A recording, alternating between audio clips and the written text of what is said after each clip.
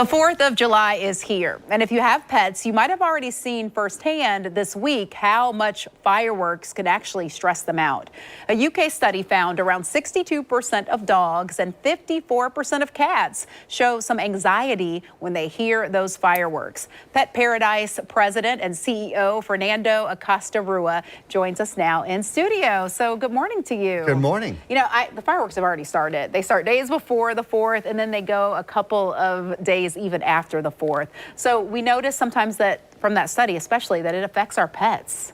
It does. I mean, animals have a higher sensitivity than humans. Any of the loud noises, fireworks for certain, even thunderstorms really can create some anxiety in the pets that they normally wouldn't have. What are those, what does it look like when a pet is stressed out by the loud noise? What do they tend to do? You know, they'll look around. They haven't seen it or haven't heard it before. Also, it's not just the noise. It's also the lights can also create some challenges, and they can take off. One of the biggest days of the year where pets get lost is during the 4th of July. So really important to have a collar with the tag on it in case they do get lost, that you can get reunited with them. Yeah, that's important all the time, especially now that you're mentioning those runoffs. So what are some of the things that pet owners can do to kind of just keep them at ease? I know it's having like a nice space that they can go to that's comfortable is probably one piece of advice. That's a very good one. So first of all, I would recommend in the morning, take them to go exercise, get a little bit of that energy out. Having a lot of energy and a lot of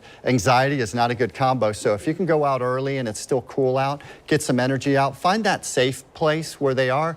It can be a room also where you can close the curtains or the blinds. Could be a crate if you have a crate.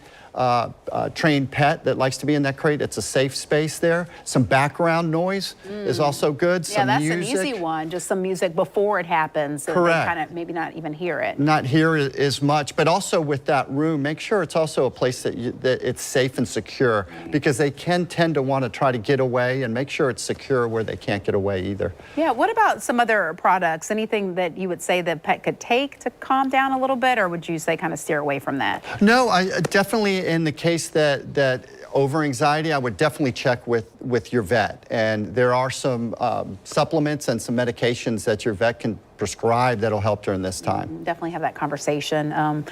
Might be a little late, you know, for that. So think about that for the next holiday with fireworks. Okay, another note, you know, everybody's eating. You may have some friends over and food drops on the floor. Anything that, you know, pet owners should be most concerned about. And then let's say your pet does get a hold of something and you're not sure how it's affecting them.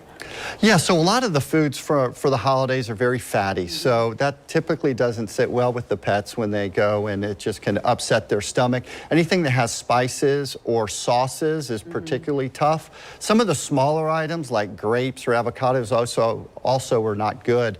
Also be very careful about charcoal. Charcoal and even some sunblocks, those kind of things are very dangerous for pets. So if they do get into that, definitely check with your veterinarian to make sure that nothing bad goes on. All right, good advice. Things to think about so that everybody enjoys the 4th of July, even our furry little friends. Thank you for coming in. Thank you for having me.